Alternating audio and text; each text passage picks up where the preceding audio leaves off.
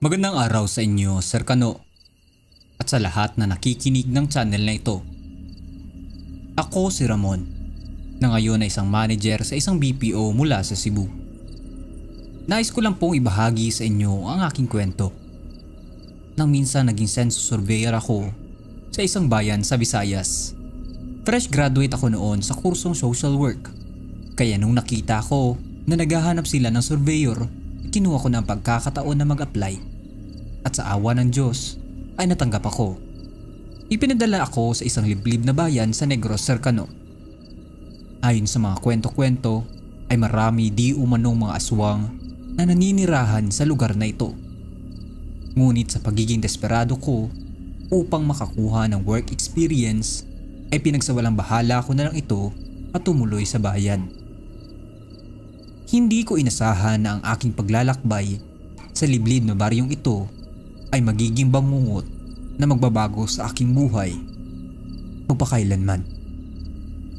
Isang maliit at tila nakakalimutang baryo sa gitna ng kabundukan.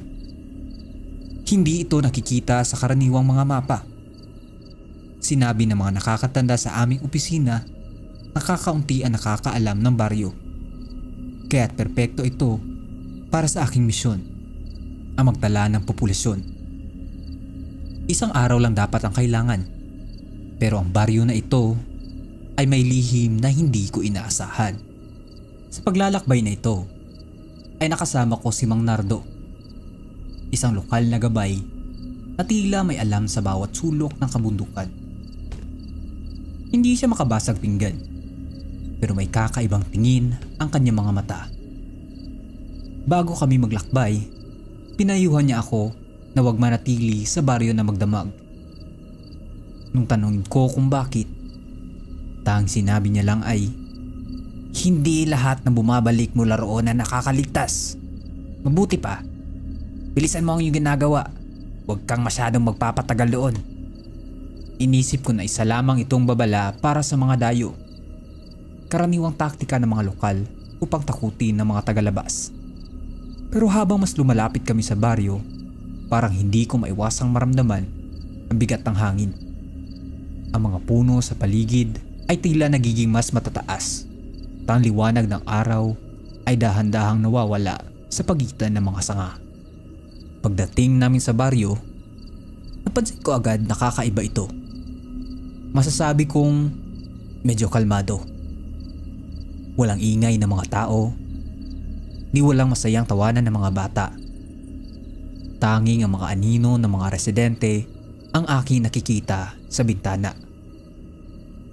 Hindi sila bumabati. Tila iniiwasan ang aking mga mata. Dahan-dahan akong naglakad. Sinuri ang bawat bahay. Sinusulat ang mga bilang ng mga residente na sumasagot na tila ba parang may kaba sa kanilang mga boses.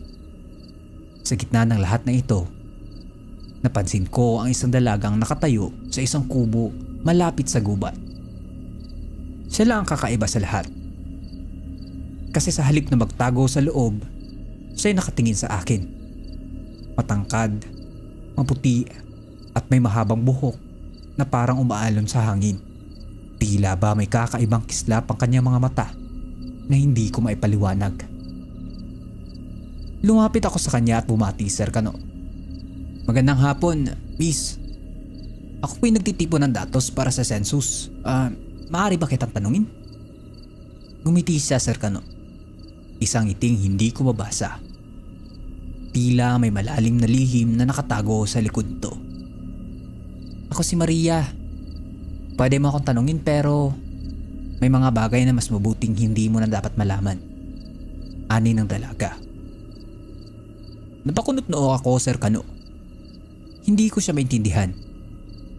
Pero dahil sa ganda niya at ang kakaiba niyang presensya, nakalimutan ko ang aking kaba.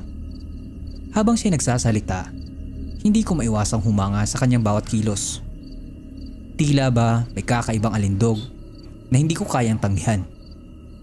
Pagkatapos ng araw na pag-iikot, bumalik ako sa kubong pansamantalang ibinigay ni Mang Nardo kung saan kami magkikita.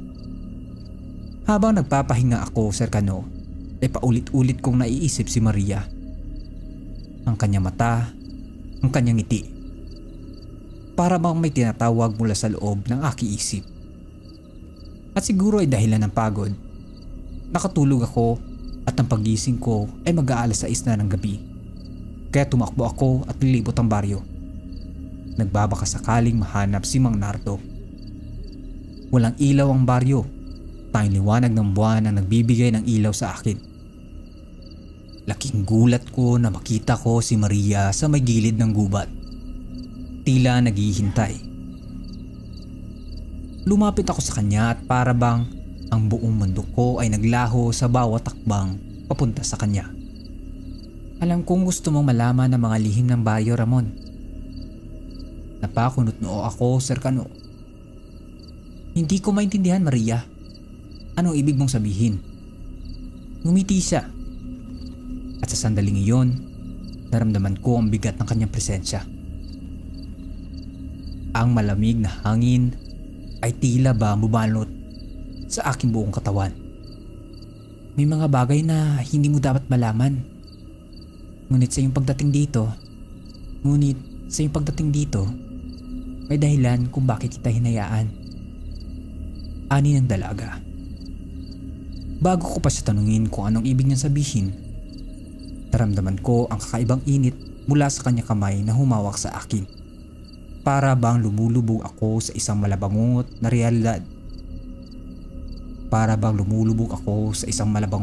realidad. Ang kagandahan ni Maria ay unti-unti nagiging anino. At sa mga mata niya, nakita ko ang isang mas madilim na lihim. Hindi ko alam kung gaano ako katagal nakatayo sa dilim. Ngunit na nagising ako, nakita ko ang baryo na tila ba nagbago. Hindi na ito tahimik at nalamlam. Narinig ko ang mga kaluskos sa paligid ko. Napaisip akong hindi na ito normal. Ang mga tao'y tila nagiba ng anyo. Mga anino sa dilim, may matutulis na kuko at mapupulang mga mata. Agad kong hinanap si Maria. Ngunit sa halip na takot, ang nararamdaman ko ay mas malalim na pagnanais na malaman ang totoo. Nakita ko siya sa isang gilid ng isang malalim na bangin. Ang kanyang itsura ay nag-iba. Mahahaba ang kanyang mga kuko. Ang mga mata niya ay kuminang sa dilim. At ang kanyang balat ay tila ba umitim. Maria? Ano ka ba? Lumapit siya sa akin. Ngunit sa halip na salakayin ako, nilahad niya ang kanyang kamay. Ngunit may lamig pa rin sa kanyang mata. Kami ang tunay na naninirahan dito sa baryo. Pero hindi lahat ng aswang ay masama. Ang iba ay sumusunod sa batas ng aming angkan. At ako isa sa kanila. Naguluhan ako, Sir Cano. Paano ako nahulog sa bitag ng isang aswang? Ngunit hindi nagtagal, narinig ko ang mga malalalim na yabag mula sa likuran ko. Ang mga kapwa aswang ni Maria, mga halimaw, mas malalakas at mas matatanda, ay lumalapit na punta sa aking direksyon. Hindi ka tila papatawarin, Ramon. Kailangan mo na umalis dito. Hinawakan niya ang aking kamay.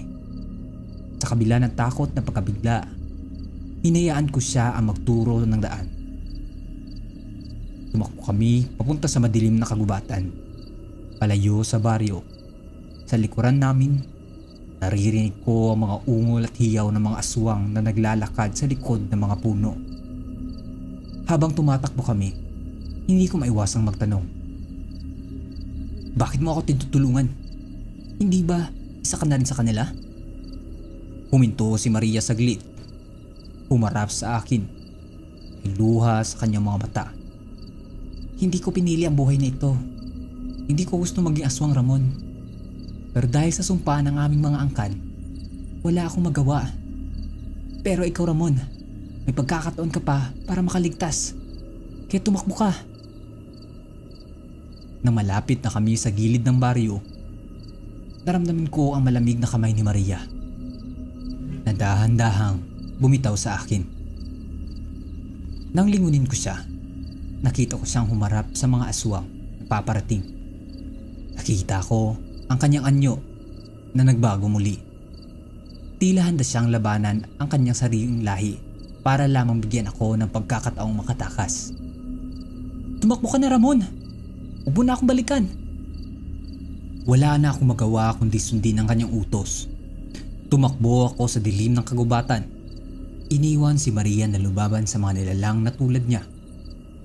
Ang ingay ng labanan ay unti-unting nawala. At sa wakas, nakalabas na ako ng baryo. Nakita ko si Mang Nardo na tila ba humahangos at hinahabol ang hininga. "Mang Nardo, saan po kayo nagpunta? Nakatulog ako sa paghihintay at pagising ko ay tila nag-iiba ang paligid kaya tulog ako sa paghihintay. At pagising ko ay tila nag-iiba na ang paligid. Kaya umalis na ako kung saan natin pinagkasundo ang magkita." Ani ko sa kanya habang nakaupo at patuloy na hinahabol ang aking paghinga. "Ramon, pasensya ka na ha. Gusto ko rin mabuhay. May pamilya rin akong uuwian at ayaw ko maging isang biktima ng mga aswang dito." Sagot niya habang hinaayos ang flashlight na kanyang hawak-hawak. "Halika na, Ramon, bago pa tayo nila maabutan. Nako, swerte ka at nakalabas ka pa ng baryong yun." Patuloy kami naglakad hanggang sa makaabot ng highway. Pinasalamatan ko si Mang Nardo at sa pagkakataong iyon ay naghiwalay na kami ng landas. Nang makauwi ako serkano, dinalaw ako ng mga alaala ng baryo at ang kakaibang pag-ibig na nadama ko kay Maria. Hindi ko alam kung siya'y buhay pa, kung makikita ko pa siya muli.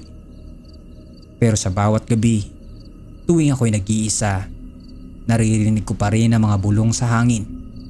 Ang mga bulong ng baryo ng isang aswang na nagligtas sa akin.